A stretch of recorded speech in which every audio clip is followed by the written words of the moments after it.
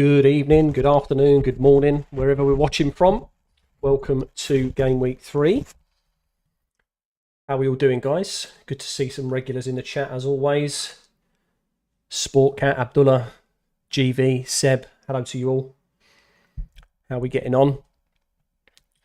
Sportcats, you've not made any transfers because you were so stressed about your GCSE results, but luckily you can relax now. Well, hopefully it worked out for you, my friend. I hope you did very, very well. You move Shaw to Colwill? I don't dislike that at all. We know that Shaw's injured, right? So makes sense to move for a second Luton player, second Chelsea player.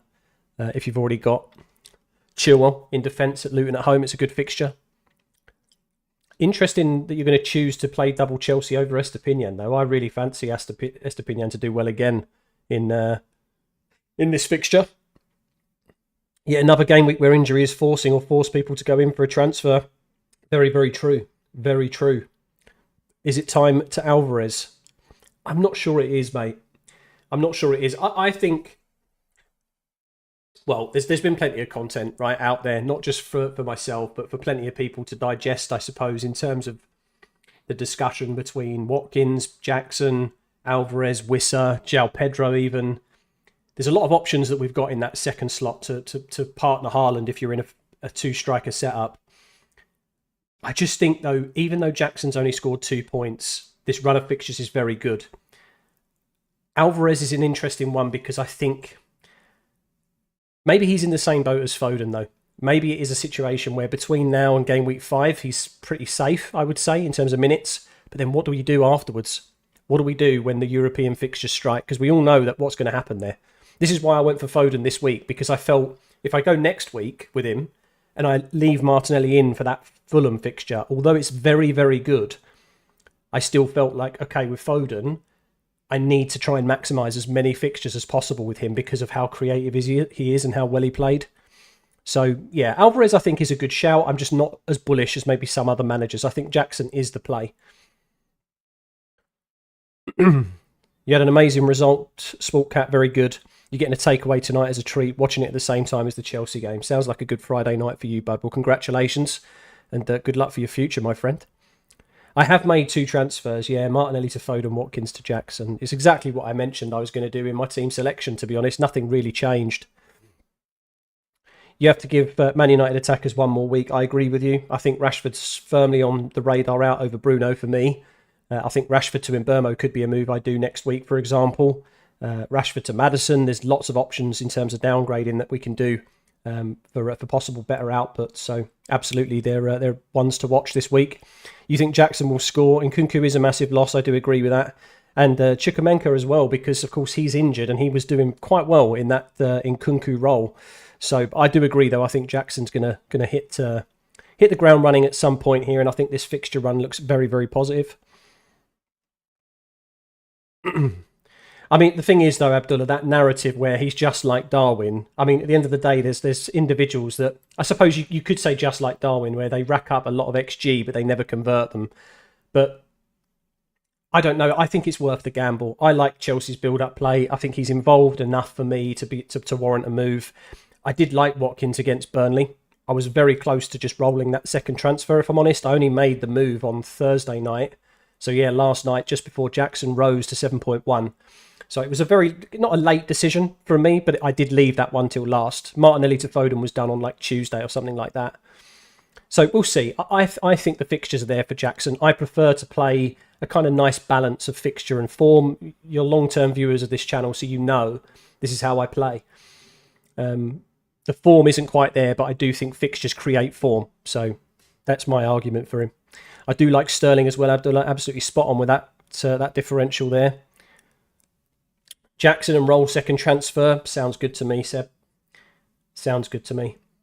You've already got Foden as well, which is such a positive for you. Udogie for the next few game weeks is okay, but clean sheet is a question mark? Yeah, I would say so. I think the clean sheet is a question mark. Bournemouth away, they have been ticking on nicely with scoring the odd goal here and there. I like Udogie's positioning. Or Udogie. Udogi. Let's just call him a Udogi. Will Brozier now, with Brozier now fit, you think Jackson's minutes will also not play 90 minutes? I don't agree with that. I don't agree with that at all. I think what's going to happen is Brozier will play alongside Jackson with Nkunku out. So I think what's going to happen is that you will see Brozier play in almost like a Nkunku role. That's what's going to happen. And Brozier's only just returned to full training as well. There's going to be no risk, in my opinion, to Jackson's minutes at all with Brozier returning to training. It's going to take at least a few weeks. Poch doesn't like to change things. He's a very stubborn manager. So let's see. And again, I think the reality is for me this week is that if Watkins outscores Jackson, I'm not interested in just the 1 week. I'm interested in a 4 or 5 weeks. It's exactly the same with Martinelli and Foden for me. I'm not interested in what Martinelli's going to do against Fulham. If he goes and gets a double digit, and congrats to the people that went for him. If Foden blanks, so be it. But the next 3 or 4 game weeks, as long as Foden scores more than Martinelli and Jackson scores more than Watkins, it's a win. That's how I look at it always. Last season, Salah generally did well against tougher teams, though I don't own him. A field goal is due from Salah. Very true. Do you think, though, the links to him going to the Saudi League is maybe just going to distract his output? GV, just out of curiosity. I mean, I'm throwing it out there, a bit of a wild thought. You've brought Udogi in and definitely have to start him. I think it makes sense, yes. Brozier won't start, though, today, you doubt? Absolutely not. I'd be very surprised if we see him in the starting 11 today, Sportcat. Seb, so just play Udogi instead of Gabriel and get Jackson instead of Watkins and roll a second transfer. I don't mind that. I mean, it's basically what I've got here in front of you.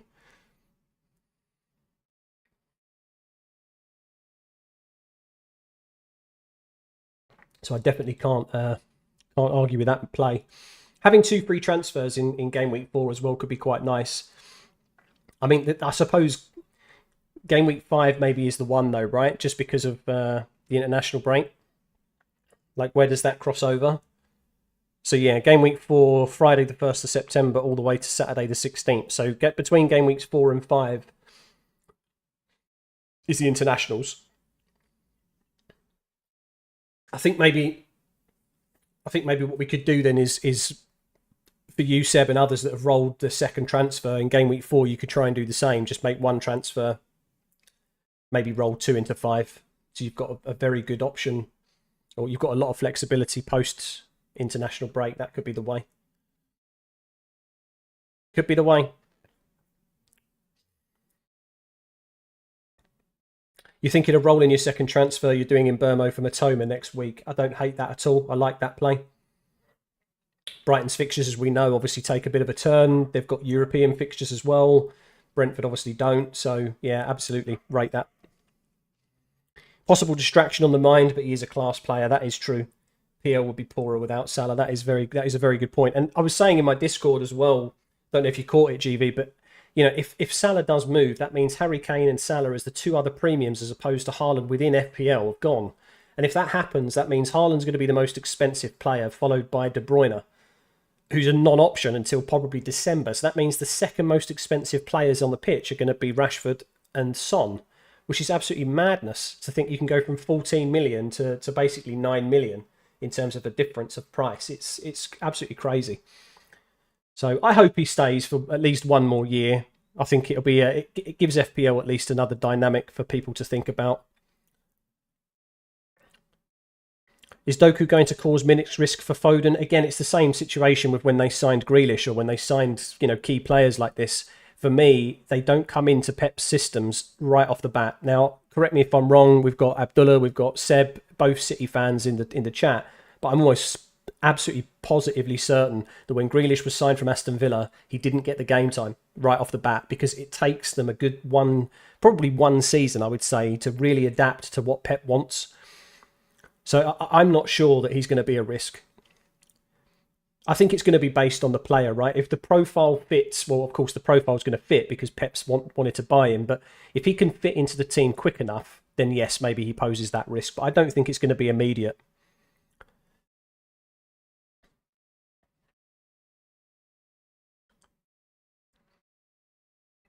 Yeah, Seb, your team's looking very good, mate. Very good indeed.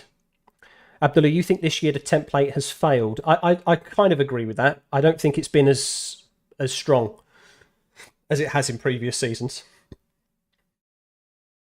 But the thing is, what's so interesting about it is because one, you've got the FPL pricing, right? It's how they've priced the players, so it's made it more casual friendly. We know this because we've assessed it in pre-season.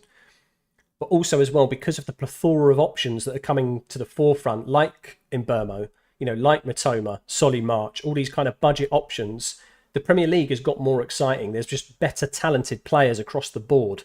In previous seasons gone by, you would say you only really want to focus on the top 4 teams. You want maybe the top 6, and then you get a couple of budget enablers around them. Now that's not always the case. You've got Aston Villa, you've got Brighton, you've got Brentford, you've got all of these teams that really are kind of, they used to be mid-table teams, but they're really now pushing for Champions League and European spots in the Prem. So I think, it's so interesting because you can't have more than 5 midfielders in a formation. So you can't have everybody. I was having that conversation with somebody in the comments of one of my videos. I think Max was his name. And, there's so many options, which is why the template, I think, has failed, Abdullah. It's a very good point. Seb, you're right, Dan Grealish didn't get much playtime. I thought so. I thought the first season after that 100 mil transfer was really quiet for him. So I'm expecting the same thing for Doku. Abdullah, you also agree? Good stuff. For these signings, it's always the second year. No, I agree. Odegaard taking the pen last week probably was so amazing, knowing most people own Saka and not Odegaard. That is true. I mean, in terms of Abdullah's team, right, he's got everybody that returned that's kind of a little bit obscure. So he had Odegaard over, Saka and Martinelli. He's had Foden. He's got Alvarez, triple up on City with Haaland there. So, you definitely those differentials can pay off when the template, of course, has a weaker game week. But I've got a feeling that post-game interviews suggested that Odegaard, he approached Saka and asked for the penalty, and Saka gave him the ball. So I honestly don't think that Odegaard is going to be taking penalties moving forward. I wouldn't make like a sideways knee-jerk move, for example, from Saka to Odegaard. I don't think people are considering that, but I just don't think that's viable. We've had 1 penalty for Arsenal so far. It wouldn't surprise me if Saka takes the next one, to be honest. Hi, Junie. Welcome to the stream. Same for you, Patrick. Chilwell may essentially play as a left wing this week, indeed, because Mudrik's, of course, out and injured. I honestly think Chilwell could go massive. I think he's a really positive captain shout. I'm not going to lie. I mean, I watched FPL Focal's expert video earlier on today, and I think there's one rogue manager out of all of the experts. I think 99% of them have captained Haaland, and 1% of them, or one manager, has captained Chilwell. And I just thought that's just such a good shout. Like, that could be absolutely massive. FPL Boo Boo, welcome to the stream, my friend. You got 2 free transfers. Your team's Pickford, Shaw, Gabriel, Estepinian, Colwill, Baldock, Rashi Fernandez, Jota, Saka, Martinelli, Haaland, Pedro and Archer. 1.5 in the bank. You're considering Shaw to Chilwell and suggestions. I think Shaw to Chilwell definitely makes sense because we know Shaw's going to be out for the medium term by the sounds of things. I think as well as that, then you could probably look at playing... Your backline should then be, I think, Pickford, Chilwell, Estepinian and Colwill. I still think I would bench Gabriel like I've done here. I still think that I'm just nervous, even with the suspension of Tomiyasu, that he gets benched again and he gets a 1-point cameo. So I think it's going to be Chilwell, Estu and Colwill for yourself. In terms of that midfield, I mean, look, Liverpool's short-term fixtures aren't fantastic, so maybe is now the time to move on Jota, because I really liked him as a differential last week and it paid off for you. Of course, Martinelli as well is somebody that I've moved. Personally, I think the Fulham game, it might be okay for him. If Gabriel Jesus returns next week, we may start seeing the best out of him. But for me, I just felt like it's maybe the time to jump off of him and the time to go for somebody like Phil Foden that statistically is performing so much better. So I would think maybe Martinelli and Jota could be possible midfield moves for you as well, Boo Boo, although I don't hate rolling the second transfer for you as well. Sportcat, Onana, Chilwell, Udogie, Matoma, Foden, Saka, Rashford, Odegaard, Jackson, Haaland. Looks like a very strong team. Hello, Doctor. Welcome to the stream, my friend. You didn't have a great week. 45 points. Exactly the same as me, sir. But you're happy with the West Ham win. Absolutely. Great effort from you guys. 1.1 mil is decent, though. I mean, look, at this point, I mentioned it in my team selection video, right? The ranks shouldn't even necessarily be considered, in my opinion, until game week 5. Don't look at where you are, because the reality is there's about 20, 30 points difference between 3 million and 300k. So it's really nothing. It can swing within 1 or 2 weeks. I think we really start seeing the game open up when wildcards, chip usage and transfers like this week come into play. I think this is when we're going to start seeing rank changes. When Gabriel Jesus returns, he's going to be the penalty taker.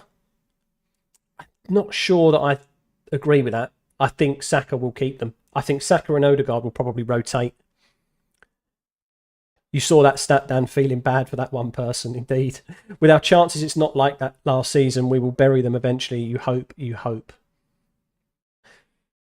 Yeah, I mean, I think it's only a matter of time before you kick on, in all honesty. I think Chelsea have had a reasonable start to the season. You haven't got points on the board as such, right? You've got 1 point out of 2 games, which isn't ideal, but you're rebuilding the team. So I think giving Poch some time, and with this run of fixtures, now is the time to kick on, in my opinion. So I do agree with you. Welcome, Jedi Stew. Hello to you, sir. You think Chilwell is a good captain option, but Haaland seems too good with this fixture. I agree. I mean, if it was any other... If we had the Newcastle fixture in game week 3 with Haaland, I think I may have considered captaining Chilwell this week. But of course, it hasn't worked that way round. But Sheffield United, like you say, is just too good of a fixture for him. And you think Chilwell could come off again at 60, 70 minutes? Maybe. I mean, even if he does, though, and that clean sheet's locked in, that's still not a bad captain. If you've got a clean sheet and an attacking return for him, you might be looking at anywhere between 9 to 12 points there for a captain. So that's pretty strong. Obviously doubled, yeah, to 18 or 24. That would mean Haaland would have to score essentially the equivalent of at least 2 goals, right, to match that.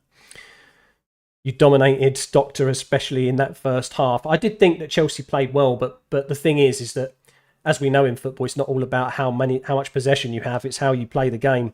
And I thought, James Ward-Prowse had a fantastic opening showing for West Ham. The set pieces and the deliveries are just ridiculous from that boy. How we doing, Mr. Blanky? Been a while indeed. I Adashaw. Sorry if I've butchered your name, my friend. You was contemplating on Foden or Mbeumo, and you ended up buying Mbeumo because of the ownership and number of managers that brought him in this week. I think, to be honest, though, Mbeumo has, I think, a little bit of a trickier fixture this week, to be honest. I think Palace at home is not as easy as we think. Bournemouth next week, certainly, which is where I think I would consider him. But it's so close between the two of them. I think it is almost coin flip territory, to be honest with you. I don't think you've made a bad decision, because Mbeumo is a very, very good player. But my preference, of course, as you can see on screen, was Phil Foden this week. You've seen around 20 conspiracy theories on Twitter saying that you're going to win the league. I don't think I'd go that far, Sportcat, but I could see you possibly breaking into the Champions League if Poch gets the team ticking. Rolling 1 transfer is worth then this week, or use 2 free transfers? Well, I was explaining to FPL Seb earlier as well, Boo Boo, that I think that going into game week 4 with 2 transfers isn't bad, because you can still only use 1 transfer. Of course, having 2 free transfers stored up is never bad, because you have situations like the Shaw injury that crop up towards the back end of the week, and you need to react to them. So having 2 free transfers does help with flexibility. But I did say that I think game week 5 is the key week to have 2 free transfers because of the international break. It's not a must, but it definitely helps, just in case there's any injuries or problems that people pick up on international duty. West Ham this year will finish around the 11th or 12th place, or even better. I do agree with that, GV. I think they're a top half team for sure. They've made some positive signings as well. De Bruyne is a big hit for Haaland points. We'll see how that pans out, Sportcat. I think, I was saying on the stream before that I think Alvarez, Foden, they've got enough creativity to still be able to supply someone like Haaland, but we'll have to see. Abdullah Dan, what about Rasmus Højlund? Is he going to be fit for game week 4? Do you fancy him as an FPL option? I'm going to keep an eye on him. I think the thing is with Højlund, for me, what's interesting about him is he makes Bruno a better asset, in my opinion. He doesn't necessarily make Rashford or Antony or our wingers better, but it makes the most creative person in the Premier League, bar Kevin De Bruyne and some other individuals, it makes him a better option, in my opinion. So it's going to be one to watch, but I do think he unlocks Bruno, to be honest. I'll be really happy to see him against Forest if he makes an appearance, because I want to see what he can do. But if he makes a full debut on game week 4, I'm not too sure if I'm ready to hold my United assets as long as that. Maybe Rashford will go, and then I just keep Bruno and see how that matchup works or that link-up works, but I'm very excited to see him. Best forward, Wissa, Alvarez, or others that are not Jackson? I mean, I think for me, Alvarez has got the fixtures, right? If you're a Watkins owner, or Watkins, you're probably going to want again from maybe somewhere like game week 8. His floor is like 5 points a game. He constantly crops up with a goal or an assist or something. He just ticks along nicely. Wissa, I'm just not sure about. I'm not sure if Brentford are still in the market for a striker or not, and I think they are, which means maybe his minutes gets reduced. But I do like him and Alvarez as the options. I don't think you buy João Pedro if you're not already an owner of him, Boo Boo, to be honest. So I think if it's between those two, then it's very close, very close. You think Enzo will still be on pens, everybody misses. I agree with that. I think he'll also be on penalties still.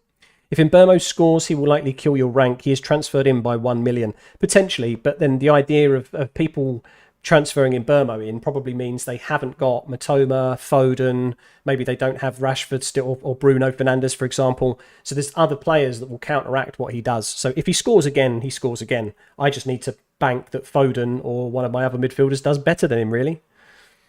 So it does worry me not owning him, but I don't think Palace is an easy fixture, to be honest. The early Chelsea news is not going to be as vital as the City news. It's going to be what we expected, unless Jackson or Chilwell don't start, but highly doubt that. Absolutely. Couldn't agree more. How are we doing, Sebwar? Welcome to the stream. Junior Gaming, Dan, if you had one free transfer, would you get Jackson or for Watkins, Mbeumo for Martinelli, or just roll? If I had one free transfer, I think I'd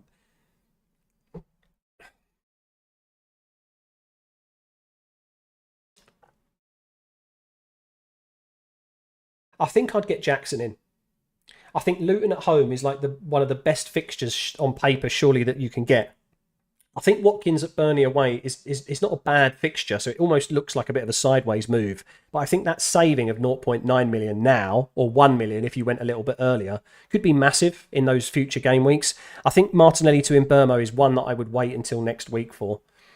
See, Martinelli to Foden made sense for me this week because of the Sheffield United fixture, but if it was to Mbeumo, I would rather target Bournemouth than the Palace fixture for him. Imagine if Gabriel starts and scores versus Fulham. I'll go absolutely apeshit, mate. What a troll if that happens. He'll go down in history of trolls alongside Digne, Reece James, and a number of others. Edison. There's just so many that I will never get into my team again.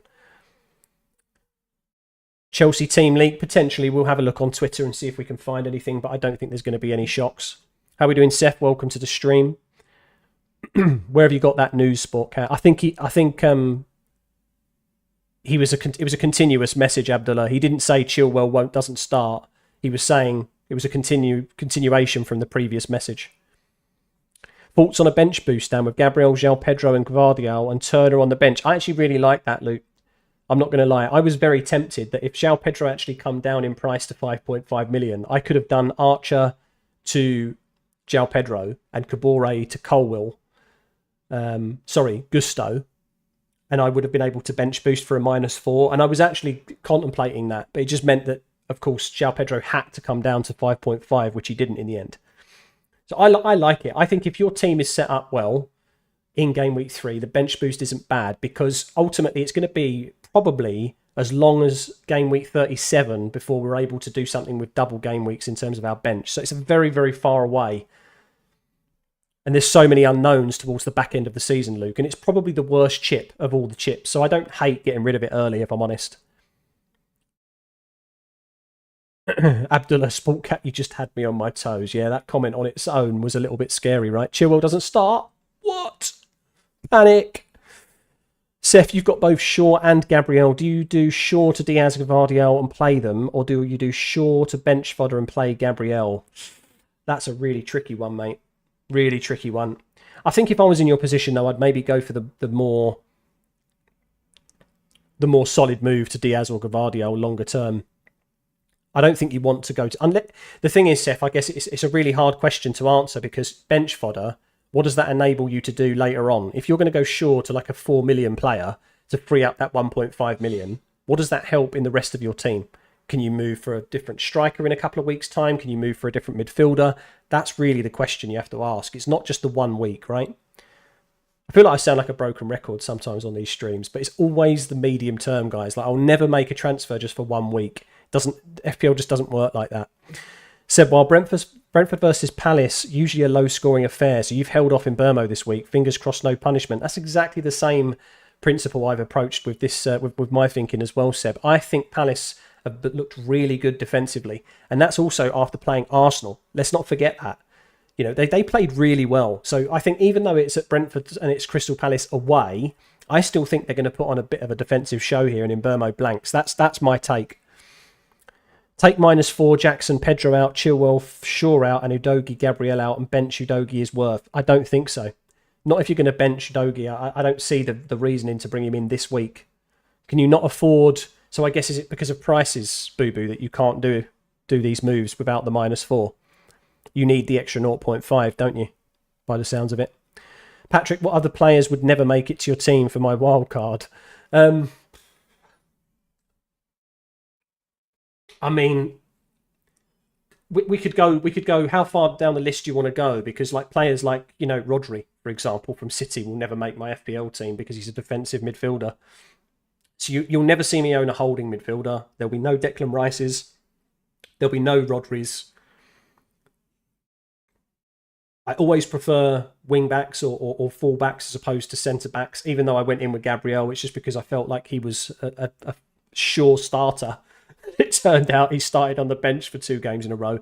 I just think you've got to look at the average player positions in terms of where they play, and the ones that offer the most positive outlet is the ones you go for, ultimately. Anyone who sits deep and has a lower route to FPL points are a hard avoid for me. Sterling could be a very nice differential. Completely agree with that, Sportcat. I'm going to give him a few more weeks, but he looked fantastic against West Ham, I must say. He really put on a good show. Back to the Sterling of old. Maybe Poch has unlocked something with him. Who knows, right? Maybe maybe he just needs an arm round him, right? Because we know what Pep did with him. He unlocked a really serious player that was there. So let's see if Poch has also unlocked him. João Pedro is still a good option, you think? People are judging him from that game week 2 benching. Well, I think, Abdullah, when people were making that move before, it was based on the Enciso being the risk to him. But now we know that Enciso is long-term injured. I think it means that he's okay now. Like you've just mentioned, with Enciso out, he gets more minutes. So Pedro may be preserved for the Europa, potentially. I think we might see Welbeck, though, and players like that, and even maybe Ferguson in Europe. Maybe they're used in more domestic cups as well, though. So you could be right. Adrian, this game week you're going to be super zen after your rage transfer with Gabriel to Saliba and Rashford to Mbeumo. You're right with the small gaps between top to bottom ranks. Still a student to this game. I mean, look, it takes time. I do feel like I can probably call myself a veteran now. I mean, this is now my 4th serious season, but my 6th season overall.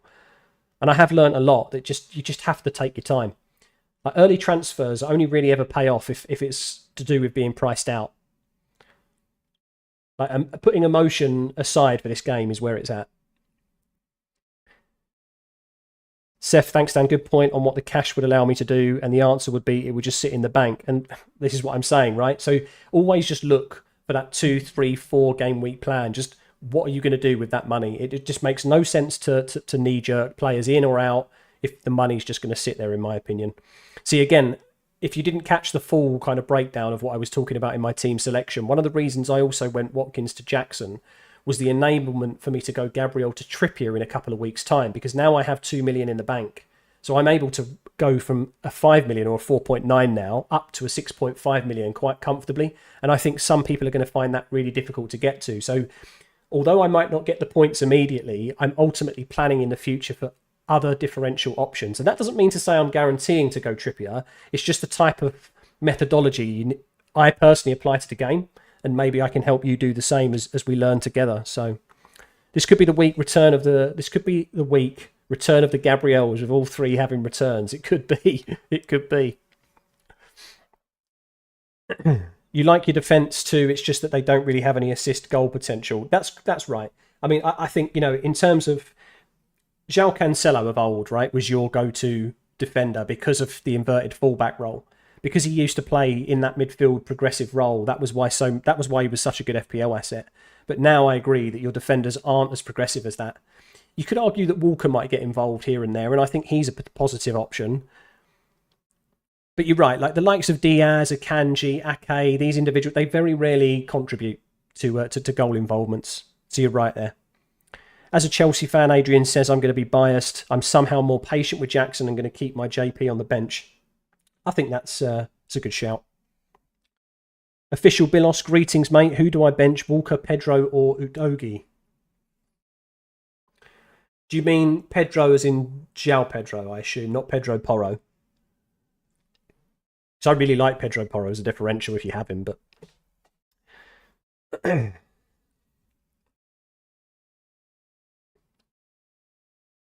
I think you've got to back... I think you've got to back João Pedro on penalties. Now, West Ham, don't get me wrong, they look very good against Chelsea, but this is at Brighton. It's a very difficult stadium to go to. And I think West Ham defensively didn't look fantastic. They were just okay. So I think JP and Walker, personally, and I think you could bench Udogi. FPL mate did early transfer from Maddison to Foden and thought he would miss the game against Bournemouth. Now Maddison is starting, according to Postecoglou. Painful. But I do think Maddison to Foden is fine still. I mean, I think he did that, though, because of the money in the bank situation, right? He went into game week 1 with zero money. So if Foden rose, he would have been in a real predicament if he was patient. So this is what I'm talking about, where early transfers are only ever usually beneficial if you get priced out of a move. That's where prices come into play. If we're talking about a 0.1 here and there, when you've got money in the bank, though, it doesn't really make that much difference.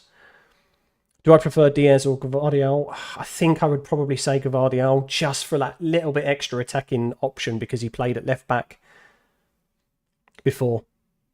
I think Diaz offers no real threat. Like Seb said, I think he's just a 6-point ceiling with a clean sheet, to be honest. Maddison is a little fragile and 2 after an injury. That is true. I mean, it could be a situation where he only plays 60 minutes because they don't want to risk him, right? So maybe it could still work out for Dan. Benching Gabriel or Pedro based on predicted points and percent of start.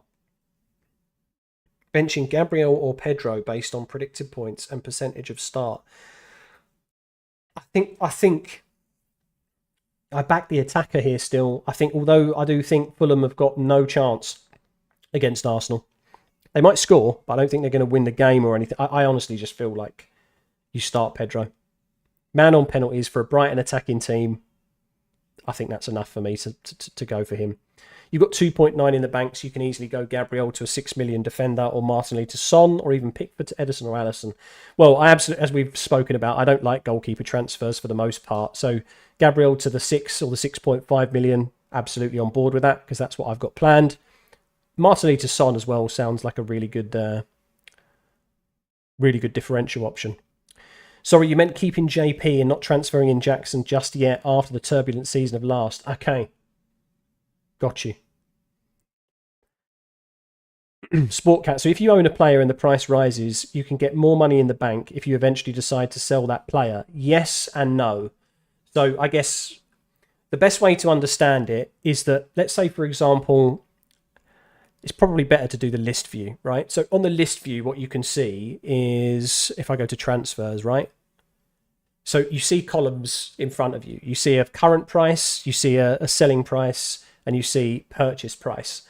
Now, let's take an example of Gabriel, who's gone down in price. You can see the purchase price was 5.0 because I had him from game week 1.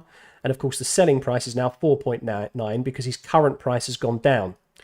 If we take the example of Estepinian, who's risen twice, because I bought him at 5 million and his current price has now gone up twice to 5.2, I make myself an extra 0.1 across my team. So in other words, a player must rise twice for you to, in order for you to benefit for half of its value.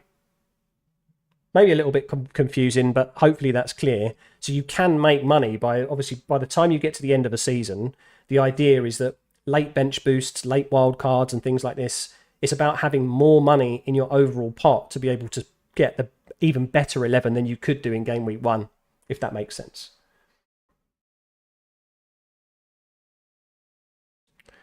Hi Harry, welcome back, my friend. I'm very well, thank you. Game week 1, you benched João Pedro for Matoma and Pedro outscored him. And then in game week 2, you benched Matoma and started Pedro and he blanked. Wow. That is a tough call. I mean, what other option have you got here, Harry? Like, playing them both is probably a better option, but I guess this is why setting up for bench headaches always just, it pains me. Who to start, JP or Diaz? Diaz is looking sharp, I must admit, but JP with the pens and West Ham. I think I'd go JP. I think just Newcastle away is it's a really tricky fixture. JP just edges it for me, Chris. You could still go Martinelli to Mbeumo. What do you think? I honestly think it's up to you. They're so close this week. It's just longer term, I do prefer Mbeumo. That's what I'll say.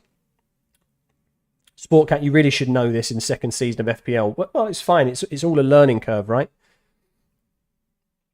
Like I said, it does take a little bit of time to get used to it. There's certain managers that go into their first season of FPL and they consume so much content that they understand already how to reach sort of the top almost 10k, 50k ranks. Not everybody does though. They get into the game, then they start looking at content, they start talking to other managers and realise and learn that there's other little nuances that the website doesn't make obvious, or the game isn't obvious in terms of when you first sign up. So give yourself time, lad. It's fine. You brought in Shaw last minute game week 1 after Stone's injury news. Oh my God, what a horrendous start. Now he's injured days after. You knee-jerked your 2 free transfers. You hope Gabriel plays this week and try to plan for Trippier from game week 5 to 6. I think that's the best way, Seb, is you've got to pray that Gabriel starts and gets you a clean sheet, and it wouldn't probably be all bad, right?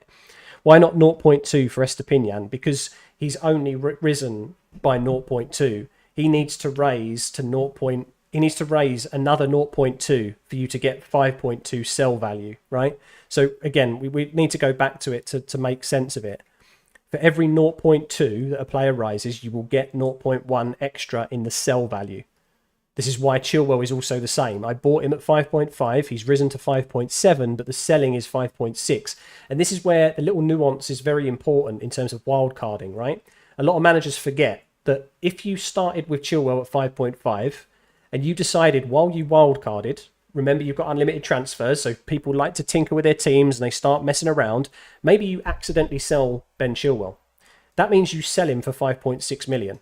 What happens though is once you've pressed that sell button once and confirmed those transfers, once you then realise your mistake and you say, actually, no, I really want Ben Chilwell back in my team, you have to pay an extra 0.1 for him.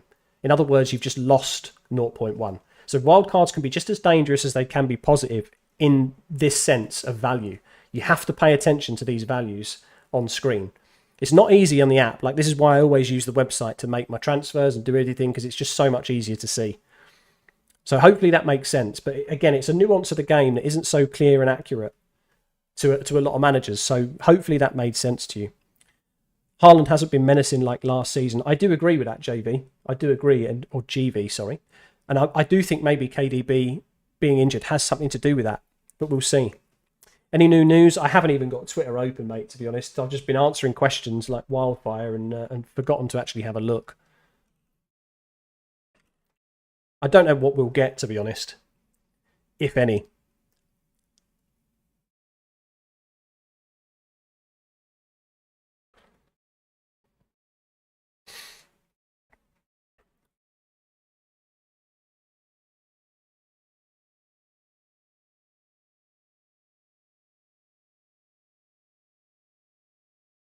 Nothing I can see, guys, yet.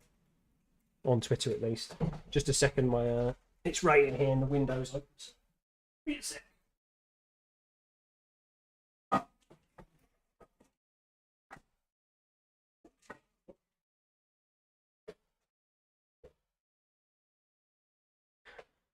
If you was to play both, you'd have to bench either Foden, Rashi or Bruno in the midfield, or bench an attacker in either Jackson or Haaland. Yeah, I mean, that's just a no-go then, isn't it? I think you back the penalty taker, Harry. I just think you do.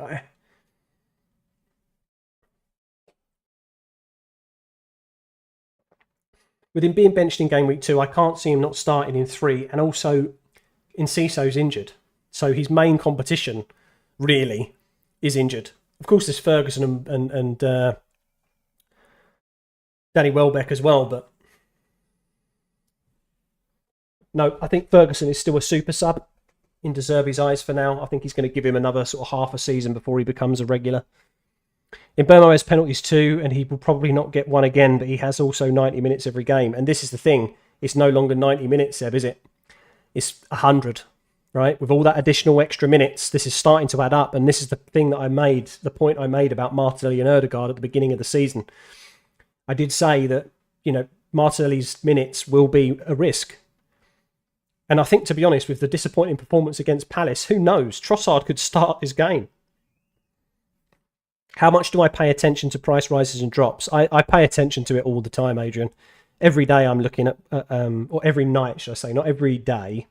That literally makes me sound like an addict, but most evenings, because they happen around, I think it's 1:30, 2:30 a.m. in the mornings in UK time. So about 11 p.m, 10:30, when I'm sort of going to bed, is when I'll check the prices to see what type of activity there is. And if I feel like the player is going to rise and fall, that's when I start making moves.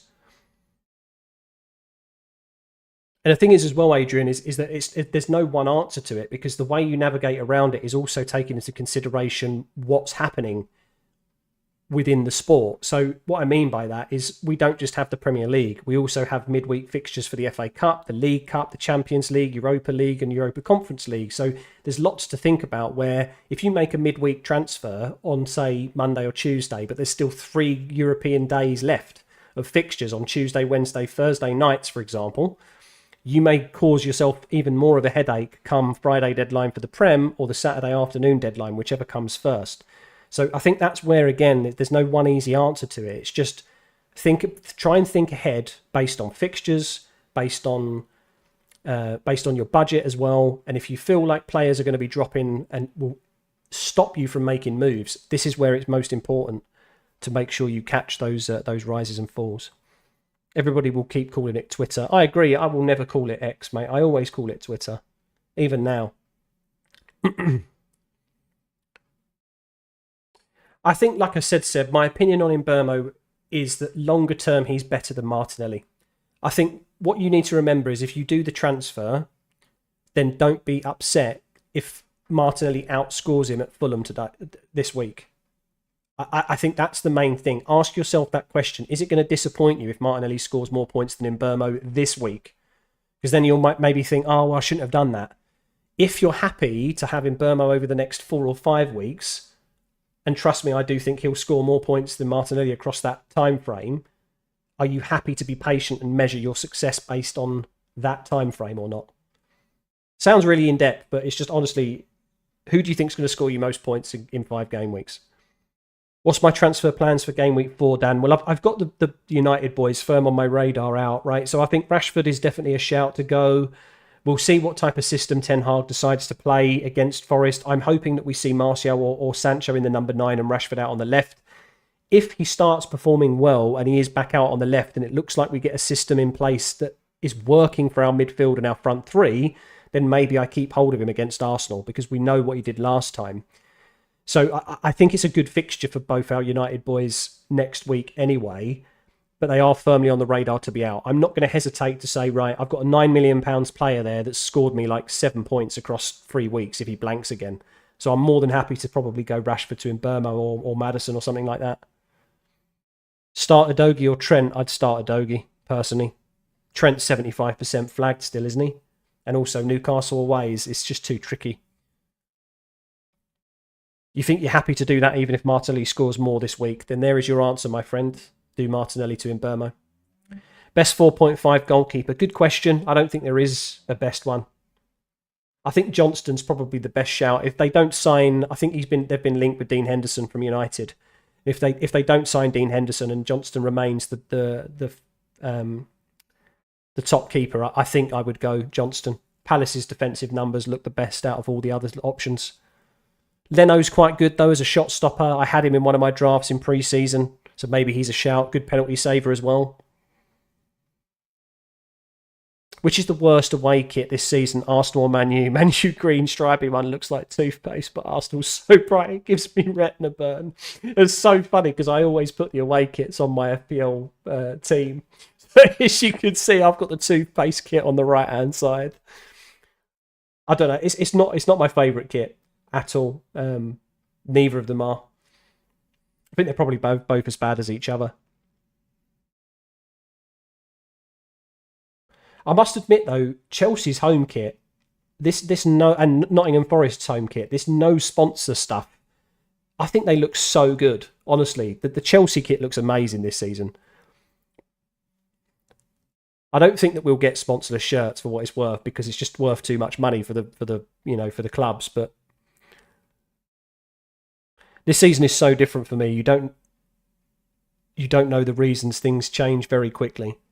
This season is so different for me. I don't know the reasons things change very quickly. What do you mean by that though, Boo Boo? What's the difference? I know you had a very solid start last year, but what's different for you?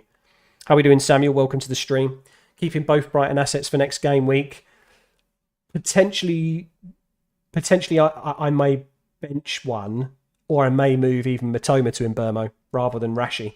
So I spoke about, the Manchester United assets being on the chopping block next week. Maybe Matoma is as well with that tricky run. I've definitely got decisions to make next week, that's for sure. I don't think I'm going to be able to roll. But let's see. You hope Martial starts as well, Sebois. Could be great for Bruno and Rashi, I agree.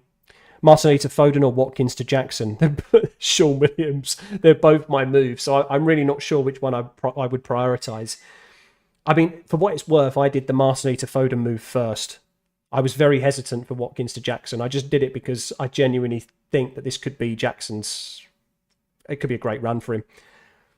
So I think Martinelli to Foden is my answer to that one, Sean, but it's very close. If they do sign Henderson, would you go Flecken? I wouldn't go Flecken, as I just don't think he's as proven as a shot stopper as Raya was for Brentford last year.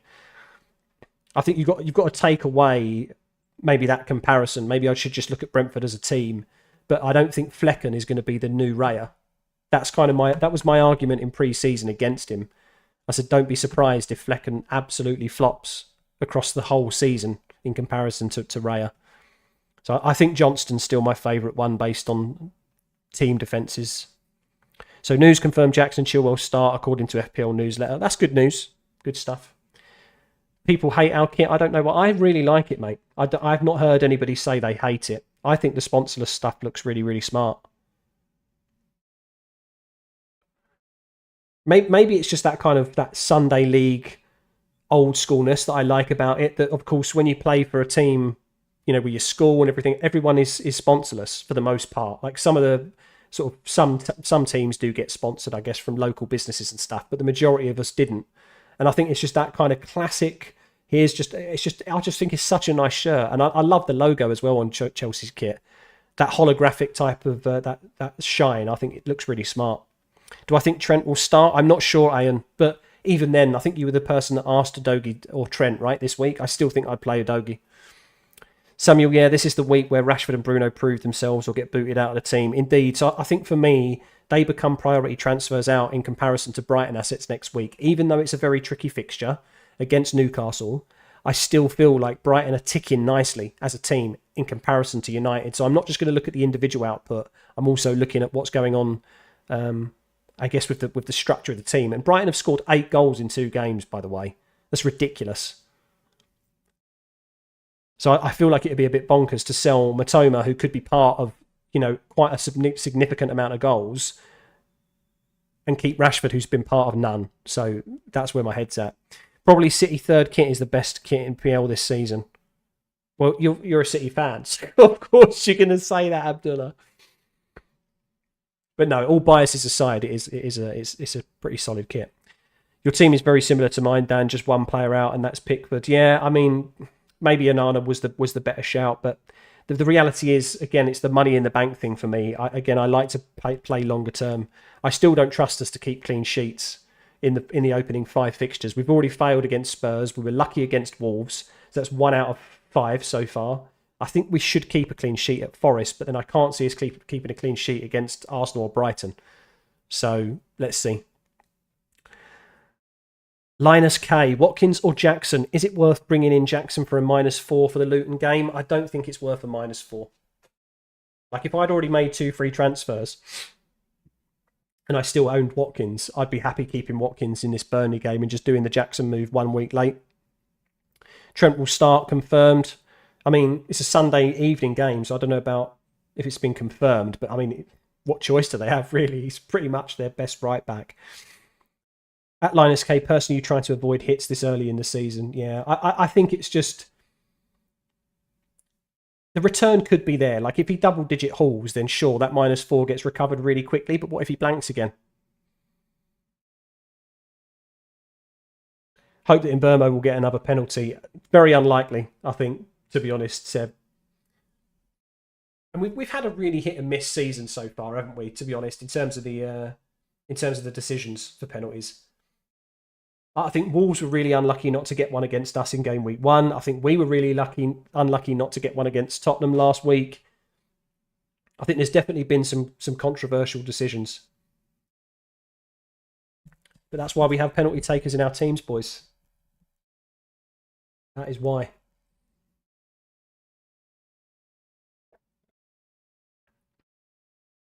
Right, where are we at? 10 past 6.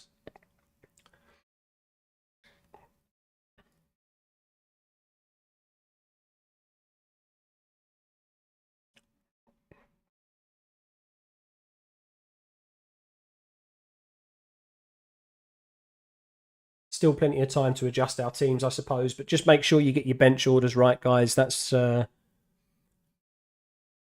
main thing.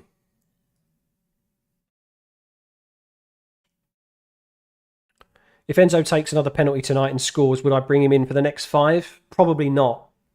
I know I literally just said that's why we've got penalty takers in our team, but I don't think I would have Enzo. I think as a midfield option for Chelsea, I think I would prefer Sterling. At the moment, just based on the data and the eye test from that West Ham game and the opening game against Liverpool, I feel like Sterling could have a good season this season. That Romero handball was certainly a penalty. Yeah, I think that the ruling is all over the place at the moment in the Prem. This whole idea that a natural position, get away from this whole natural position thing. It doesn't matter if my arm comes out of the side of my body and categorically moves the ball from one direction to another. Like Garnacho's shot was going to the left of the goalkeeper. Instead, it ended up going out for essentially a corner on the right-hand side. That's how much of a deflection it took from his hand. Like, you can't tell me that's not a handball. And then when I watch things like Ref Watch and stuff on Sky Sports, it just angers me even more because I just feel like some of the pundits they've got on there are so anti-United that it's like, oh, well, Wolves should have got one in game week 1, so, consider it a balance that United didn't get this one. It's just absolute bullshit. As you can tell, it frustrated me a little bit. I don't think it would have changed the dynamic of the game too much. I mean, that was our opening 20 minutes, so I think we looked really good at the beginning of the game. And maybe that goal changes things, but I still felt that Spurs maybe in the second half would have dominated us like they did anyway. It's just so annoying as from an FPL point of view as well. You own Bruno Fernandes for that reason, and we didn't get it. So, very frustrating. You think you're locked in, so your moves were Marcelli to Mbermo and Watkins to Jackson. Well done, Seb. Well done. Good luck, my friend. Can't wait for those last-minute news and the website crashes again. I don't think we're going to get much this time. And I feel like the website crashes have got better. Not sure what you think, Samuel, but I mean, the Gabriel Saliba thing, obviously last minute, I think screwed a few people over, but I haven't had it for a while. Sportcat, you also forgot it's cup games next week for Spurs and Chelsea may restrict some minutes. Maybe. I wouldn't read too much into it yet, though. We don't know what type of lineups they'll be putting out. Is Udogie nailed, or will Davies or Reguilon start a couple of games? I think Reguilon's probably going to be sold. Like, talking to a couple of Spurs fans in general, I think the idea is that he's not going to get starts. Davies may get minutes, but I don't think he's as good as the way Postecoglou wants to play with his left back. And I think Udogie fits the profile better for the way he wants to play. So Davies will get minutes, but Udogie, I think, gets more. Don't need another Gabriel in your team. Indeed, sir, indeed. Adrian, love the content. Good night, Dan. It's 1 a.m. See you soon. Thank you very much for tuning in, Adrian. Take care, my friend. All the best with those transfers. Let's see how you get on. And we'll reassess in game week 4 for you, chap. Said, while you did Darwin and João Pedro out for Jackson and Alvarez on Saturday, now you've got Shaw, Baldock and Trossard on the bench and starting Gabriel. I don't hate that, though. I think that's fine. I mean, Trossard he is a minute's risk at the end of the day. He was always going to be a benchable option, I suppose, for Arteta. He had a fantastic pre-season, though. So, who knows? Stranger things have happened. Well, my own man Roy Keane thought that wasn't a penalty, but that's what I'm saying. Like, the pundits are so just, it's not even ones that are for United, it's also everybody else. Like, the rules are so foggy at the moment, right? Everyone talks about natural position of like, oh, I'm going to propel my body, so therefore my arms, if I'm going to jump forward, they need to be out, they can't be behind my back. And I just completely disagree with that mindset. Like, it's not about the natural position of the arm. If you're making yourself bigger, regardless of natural position or not, if your arm's out here and the ball hits you there, how is that not a handball then? If I've categorically put my arm out, regardless of whether it's to make me jump forward or not, how that's so subjective. A handball should be a handball, and that's it. It hurts my soul, mate. And this is why people like Roy Keane have agreed that it's not a penalty, because the rules are so shit. Jackson was a pen, and Onana was a pen too. Absolutely, mate. This is what I'm saying. I'm the first to admit that the Onana one against that Wolves player was absolutely stonewall penalty. He took him out. He literally almost gave the lad concussion. Like, how can that not be a penalty? He hit the player, not the ball. Anyway, enough about that. We're here to talk about FPL, not shitty football rules. Going Gavardiol over Diaz will allow me to go Gabriel to Trippier in the future. Sound good? Certainly does, Seth. I like it. Of course, price rises and falls, you've got to take that into consideration, but I think it's better to try and plan for that. Abdullah, wait for the Haaland benching and then Daniel will see the website crashing. That's true, but we won't get the news. We won't get the news of that. Literally, it's the Sunday 2:00 kickoff game. We're not going to get news if Haaland's benched or not on a Friday night deadline. So I don't think there's going to be any panic transfers. But like I said, stranger things have happened.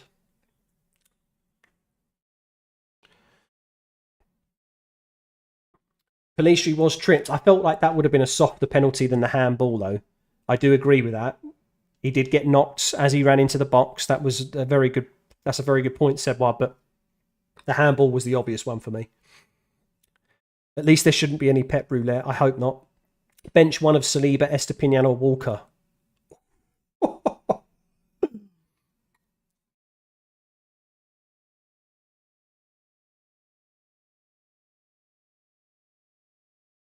That's really tough. I don't want to bench any of them. Like, what other options have you got?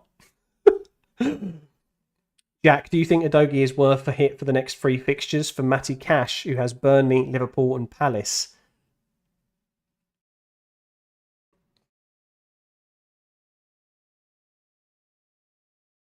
This is the thing, I do like Spurs' fixtures from now. I don't know if it's worth a hit, Jack. To be honest, I don't think it's worth a hit.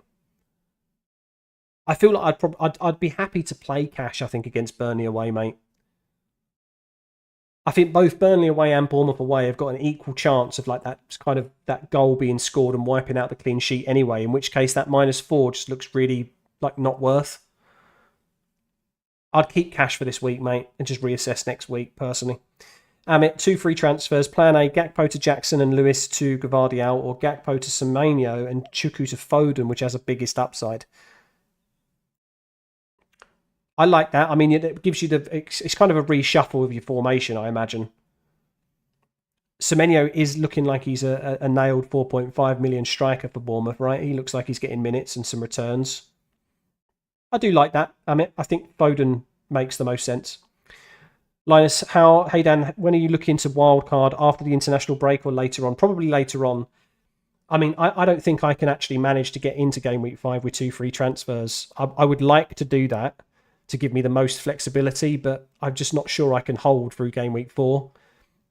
It really depends on the Manchester United boys. This is it for me. Like, my team on paper is not fantastic next week.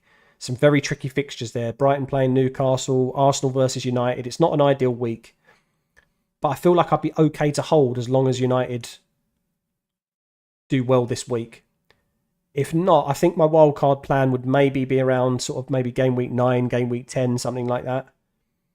But I haven't really deep dived too much into wildcard window opportunities yet. I'm riding out the free transfers of my own team for now and just seeing, okay, is there a need to wildcard? And the answer to that is no, there isn't at the moment. Rico Henry or Gabriel first slot in the bench. I think I'd probably put Gabriel first slot. I could see Palace nicking one at Brentford, to be honest, maybe even more. Would I play all three of them and bench Matoma?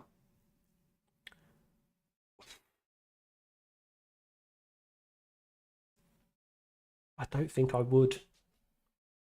I mean, look, here's the thing with Brighton. They are conceding.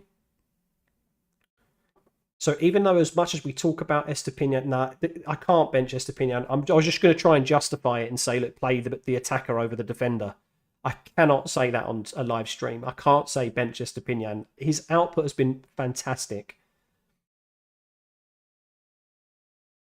Like, who else can you bench? You've given yourself a real headache here in terms of rotation. Should you buy Foden for Rashi or Bruno? Not this week, I don't think, Blanky. I think you just...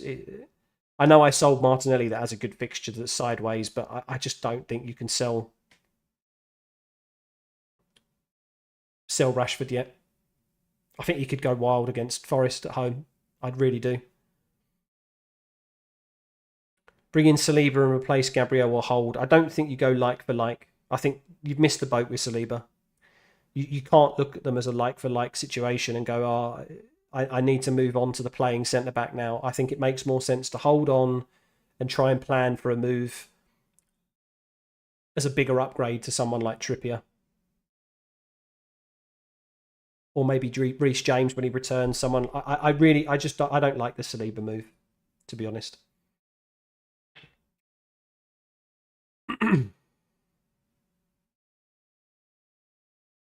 So, Amit, I still think that after looking at that team, I still think the Foden move makes the most sense.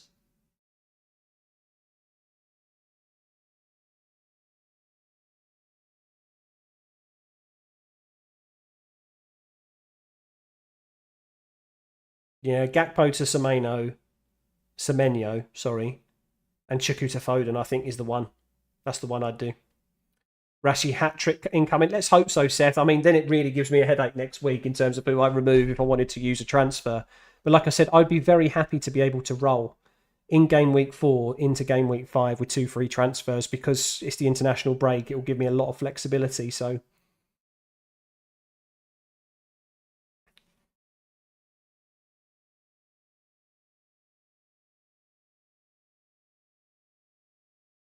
right, 7 minutes to the deadline, guys. Get them captaincy armbands sorted just in case the website plays up. Let's do a little refresh. Nah, we're all right. Do I keep the vice on Saka or do I go to Foden? Or do I go to Bruno?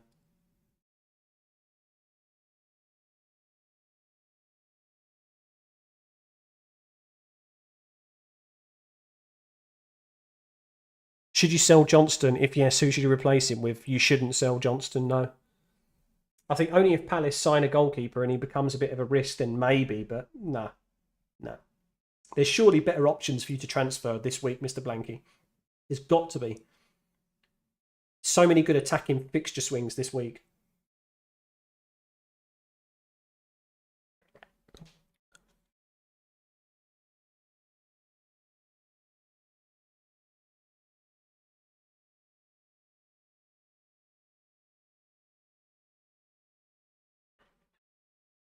Who would I keep out of the two? I'd keep Bruno, 100%. Like Bruno's data is so much better than Rashford at the moment. Of course, some of that is definitely to do with the positioning. We know that Rashford's not very good at the number 9. You know, sometimes the chances fall well to him and he'll make that nice run in behind, but he much prefers to cut in on the inside. We know that, and just run from the left-hand side. So until Ten Hag plays him in that system, I think Rashi's the weaker of the two options. Bruno's like the second best in terms of expected goal involvement in the season so far. So for me, he's definitely a hold. Your starters are Johnston in goal, Estepinian, Chilwell, Gabriel, Matoma, Rashi, Bruno, Saka, Odegaard, Haaland and Watkins up front. 2 transfers to kill. Any alternatives? I mean, your team, again, on paper, is so good. Of course, you've held on to Watkins, right? And this is the thing. I know other content creators have just weighed it up and gone, look, I'm just going to do Watkins to Jackson just to basically use the move. I think Watkins is fine this 1 week, but I do feel like the short-term fixtures are going to be very, very difficult to justify owning Watkins. So now's a good time, in my opinion, to jump off of him for the medium term. I think his fixtures swing again in game week 8, something like that. So I do like the Watkins to Jackson move, or Alvarez, Wissa, whoever you prefer. In terms of the rest of your team, mate, I really don't think you need to change that starting 11. You really don't need to change anything there. So for me personally, it's Watkins out. I know he's just had a hat trick, and I get it. It's like that could create form. It could create confidence, and all those narratives that people want to talk about. But just my personal way of playing FPL is to always target fixtures with a combination of form if possible. And I just think Chelsea's fixtures are the one. So that's why I've done Watkins to Jackson. I can't sit here and tell you not to do that, right? The only trouble is you've missed the 0.1 price rise, so you're only going to get 0.9 back in terms of in the bank. Abdullah Watkins will start looking good from game week 8, and then he's a must buy. Yeah, I think that's a good shout. I think game week 8 onwards, Villa's fixtures turn really positive. But again, they're another team that are also in Europe this season, so you got to think that maybe there is a bit of rotation there.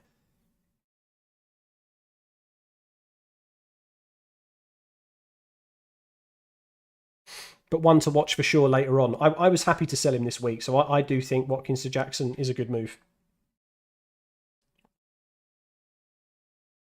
We're not locked yet, are we, Seb? Well, no, we're just saying good luck. Good luck to you as well, my friend. Good luck.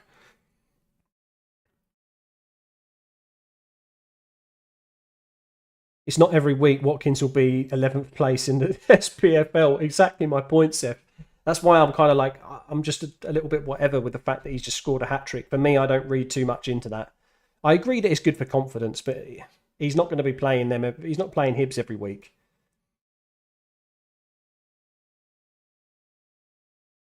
But yeah, you've got a very, very good team, Mr. Blanky. So it's very, very hard to justify a move this week for you. The only other thing you could potentially do is move Gabriel onto somebody, right? If you're really confident with Watkins, and we know that Gabriel is a possible risk now. Like, yes, he could play this week, but let's forget that. Let's put into perspective again the medium to long term of fixtures. Sell him for somebody else. Go for a Chelsea double up. Go for a Spurs defender. Maybe someone like Pedro Porro as a differential. You've got a Dogi to save yourself some money as well if you want. There are options available to you.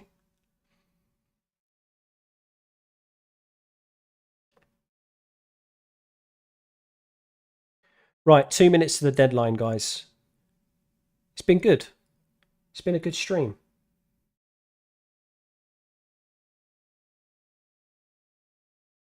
No new subs, unfortunately.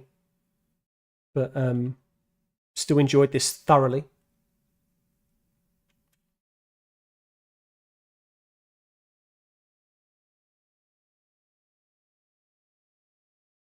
I think, if I'm not mistaken, let me just have a look. So next week, we've got another Friday deadline. Okay. And then I think from that point onwards, then, guys, we don't see, okay, until 27th of October. Wow. So there's not even midweek fixtures.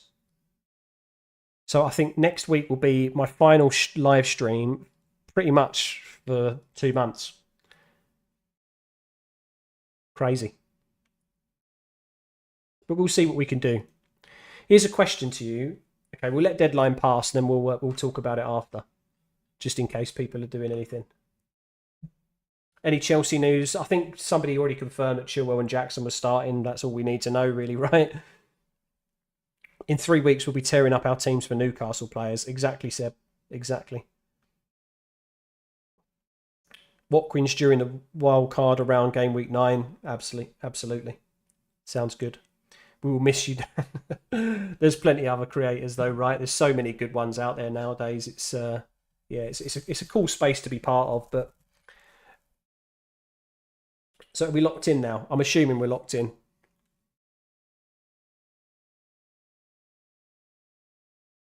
Locked in. Good luck, boys. Good luck. So what I was going to ask was that, although, because my wife has got a weekend job now, so obviously I'm looking after the kids during the weekend, so I won't be able to do Saturday streams essentially. What I'm thinking about doing is that on a Sunday evening, I know like street obviously YouTubers like Andy, they do knee-jerk reaction streams, so they do things post deadline in terms of like just talking about what's happened after the Sunday evening game. Maybe that's something I can do. Maybe I can ask my wife very nicely if I can do a stream on Sunday evenings and see how we get on. So it might not be until from literally next Friday, might not be the last live stream I do until October. Maybe I'll try and throw one in so that I can chat to you guys again, because I love doing them. It's good fun. To be honest, you don't watch any other FPL YouTuber. That means a lot to me, to be honest, Seb. But that being said, I do feel like you're missing out on some really good content, because there are fantastic content creators in our space. So many good ones to name. You're one of the only YouTubers I watch, Dan. Great content. Thank you very much, my friend. That would also be nice, Dan. Okay, I'll think about it then. I'll think about it. We'll see what we can do. Like I said, I'm basically full-time daddy at the weekends now, so it's it's not going to be easy to do deadline streams, but it doesn't mean that I can't do like a cheeky little Sunday evening hour stream or something like that, maybe. So we shall see. Yeah, then I can do my rage transfers on Sundays. Yeah, let's talk about how shit the game week's gone and review it from there. Remember, Dan, you're still great, and I wish you and your family the best. Thank you very much for the kind words, my friend. Love to hear it. I mean, like I've said before, this community has been a massive support. Like it's absolutely crazy. Like I said, I enjoy making the content, so I don't have to be able to make money from it or anything like that to begin with. It's absolutely fine to just ride along with it and enjoy it. I put out 1 or 2 videos a week, full-time job with 2 little kids. It ain't easy to do. But I still do it with a smile on my face, and I hope that comes across. Like, that's all I can do, right? It's a game I love. It's a sport I love. Why not sit here and talk about it, right? So, as long as that comes across, that's the main thing for me.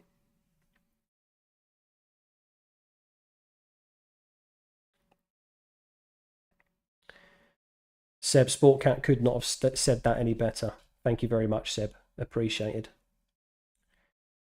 But yeah, again, we'll see how the community grows and changes, and let's see what happens this season. I mean, the channel's doing what I would consider pretty well. Like, I'm nowhere near monetization, as I've already shared with you guys. Like, I'll be transparent through it all, because I've got nothing to hide with it, really. I've got a really good job. Like, it's very well paid. I don't need the money. It's just a bit of fun. So yeah, I'm nowhere near monetization, but still, to reach 730 subs in a year, I've come from 0 to that. It's not too bad, right? Abdullah, Dan, your content is the best among all the YouTubers. Thank you very much. Thank you very much, my friend.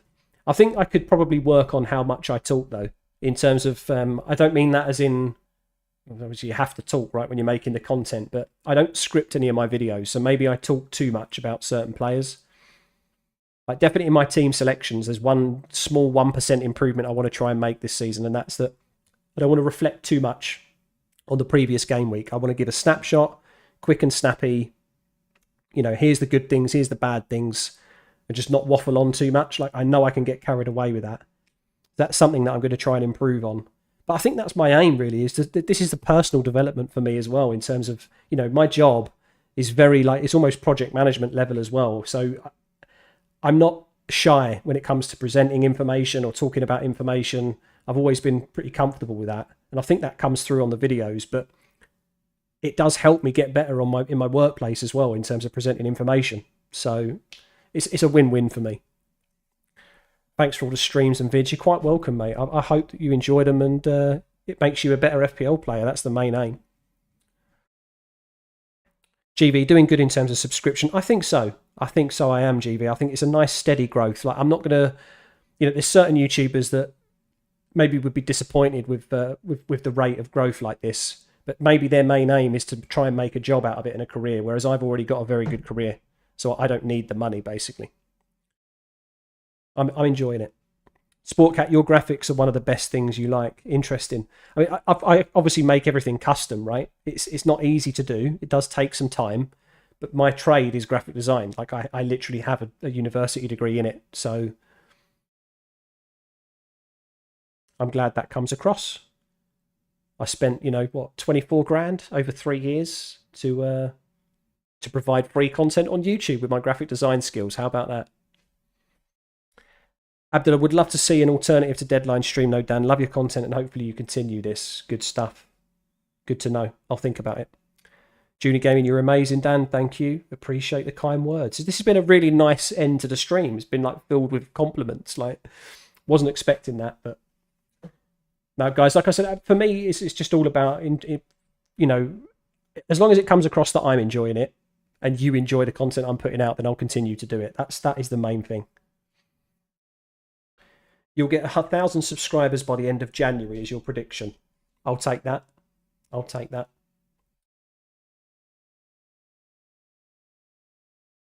At least we all have a Discord server, guys. Yeah, again, it's just another thing that I've done in pre-season that I tried to, some people put it behind a paywall of memberships and stuff like that. I don't want to do that. If you want to support the channel, if I ever get to that stage where I unlock memberships or other stuff, then fine. You can support me in that way if you want to.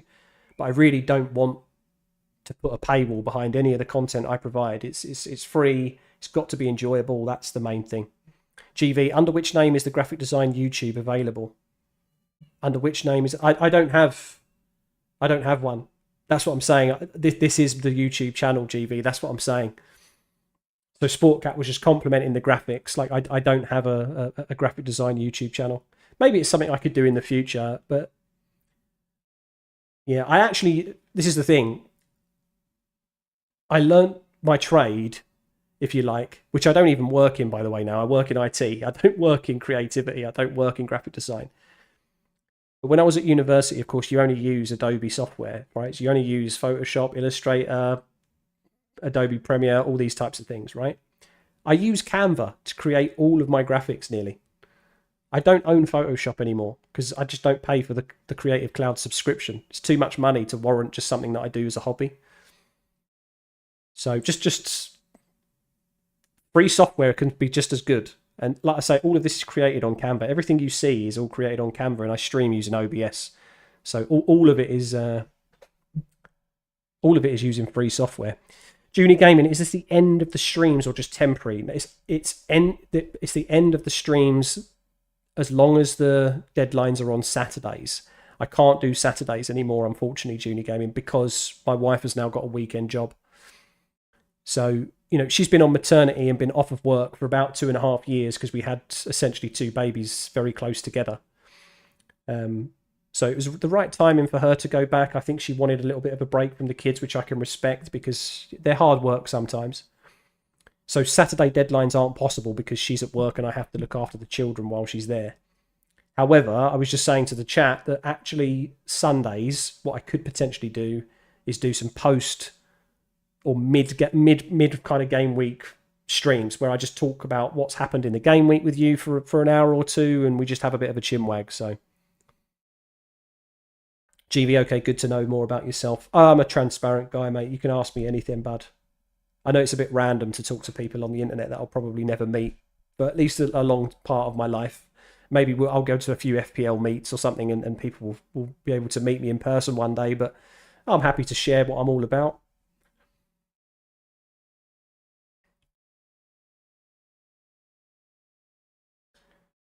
But yeah, like I say, I mean, maybe I can create a YouTube channel dedicated to stuff like graphic design, but I just don't know. I haven't got the time at the moment. My career is going well. I have a pretty intense job sometimes.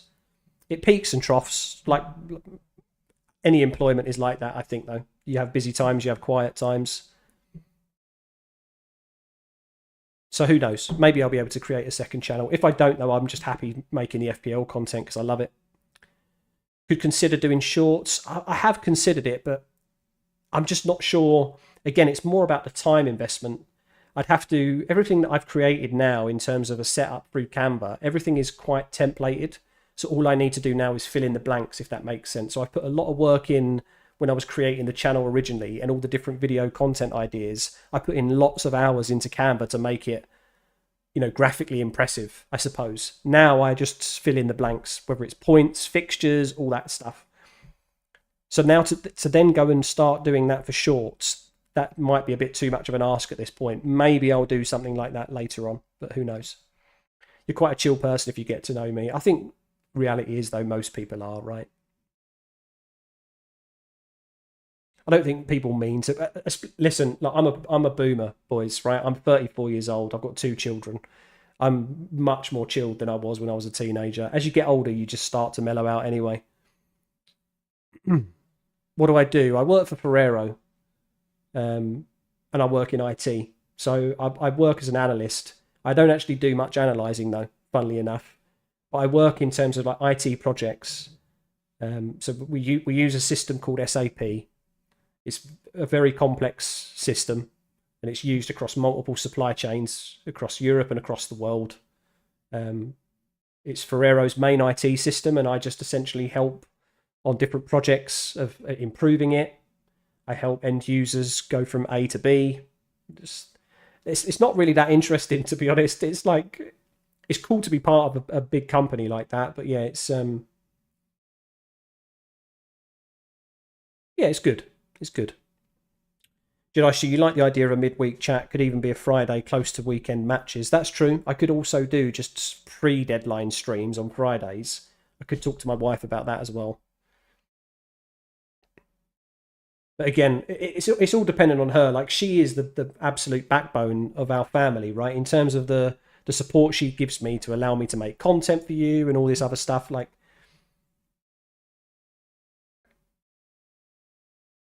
if she didn't do it, then I wouldn't be here. So I need to ask very nicely to her. That's the main thing. But anyway, boys, it has been a fantastic stream. Like I said, next Friday will be the last deadline stream I'll be doing for a while, but it doesn't mean that it's the end of live streams until October. Like I say, I'll keep updating you, and I'll tell you, be transparent with what's going on. But it does look like from Friday the 1st, there's not going to be a deadline stream at least until Friday the 27th of October. But just the best thing you can do is just switch on that bell, and then you'll be notified of when I go live, guys, right? I know all of the long-term supporters, you'll be here, and that's the main thing. So you start college next week, so very busy for you as well. Yeah, college, university, the whole shebang is a very busy time in life, but it's the easiest time, mate. All you've got to do is enjoy it. I know I say all you've got to do. That sounds really simple, but that's the reality. Just enjoy being a student, because responsibilities weigh down on you as you get older, mate. And that's the thing. You've just got to stay, enjoy the freedom, basically, is what I'm saying. Let's all try and remain active on Discord. I'm liking what I'm seeing so far. You'll catch me on there as well. Good luck, everyone. Thanks, Abdullah, and yourself. I think I'm going to wrap the stream up there, guys. Like I said, there's been plenty of positivity in the chat today, so thank you very much for spending the time with me as always. Good luck with this game week. I hope your transfers work out, and I will see you in, well, I'll probably put out at least one video next week. I'll try to do at least 2, but if not, then I'll see you in the stream next week. Good luck again, boys. Thanks for tuning in. See you soon. Ta-da.